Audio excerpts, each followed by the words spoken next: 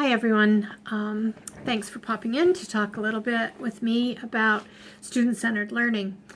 When Casey asked me to think about this with you, I remembered something that I had read by Larry Ferlazzo, who is an educator and an author.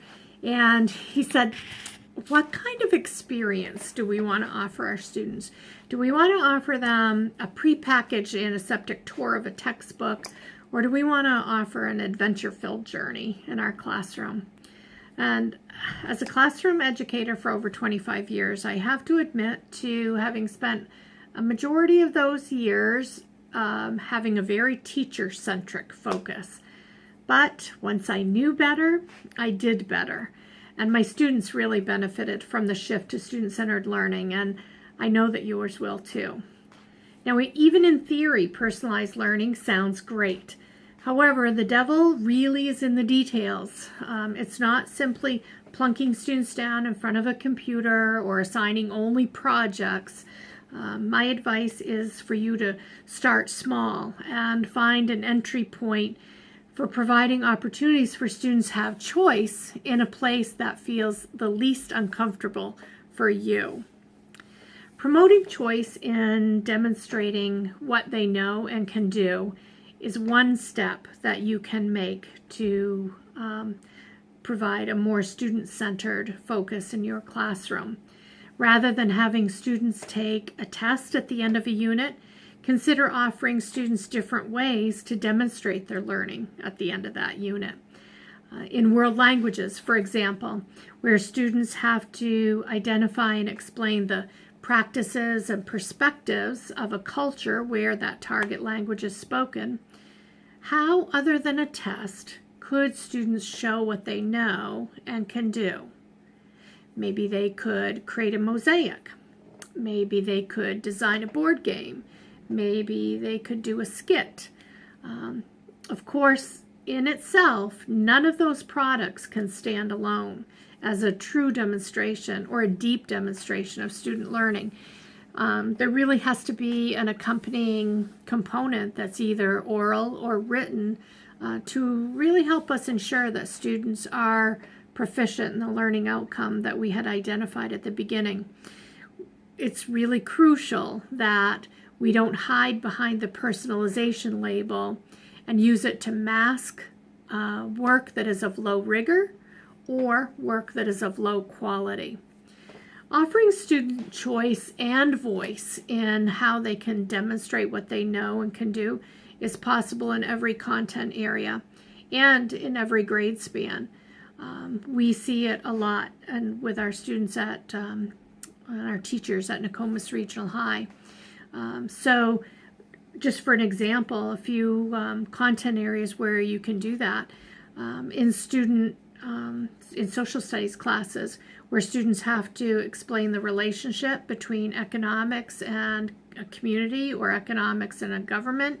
They might be able to demonstrate what they know through an essay or through a trifold or through a PowerPoint with a script, maybe a public service announcement or a brochure or an infographic.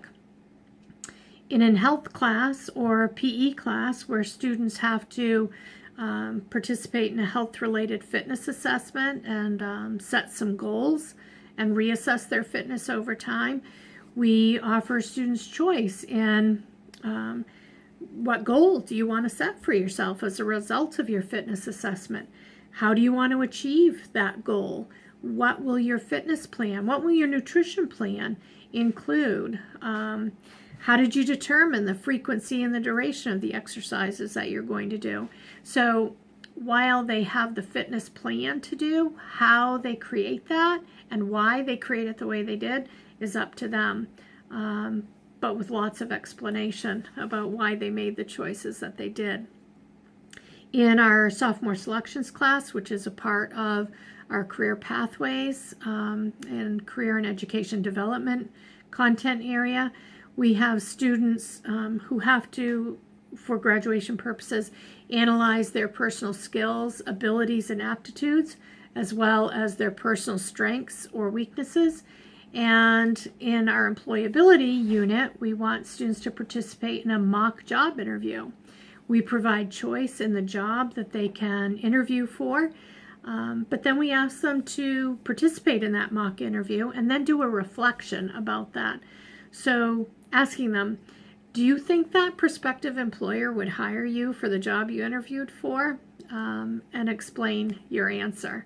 Thinking again about their personal skills and their abilities.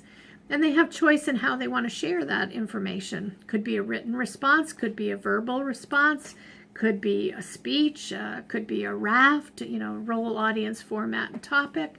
Lots of choice. Personalized learning and offering student choice in how they demonstrate what they know and are able to do is not only engaging for students, it's also engaging for teachers. It's a lot more enjoyable to read or take a look at a wide variety of responses to the same outcome rather than reading the same test questions and answers over and over and over. So I'm confident that student-centered learning has incredible potential to improve student learning. And I do hope that you will continue to think about how you'll ensure that your classroom has a persistent and engaging focus on the needs and interests of the learners who share that space with you. And that you'll dig a little bit deeper, and then when you know better, you too will do better. Thanks.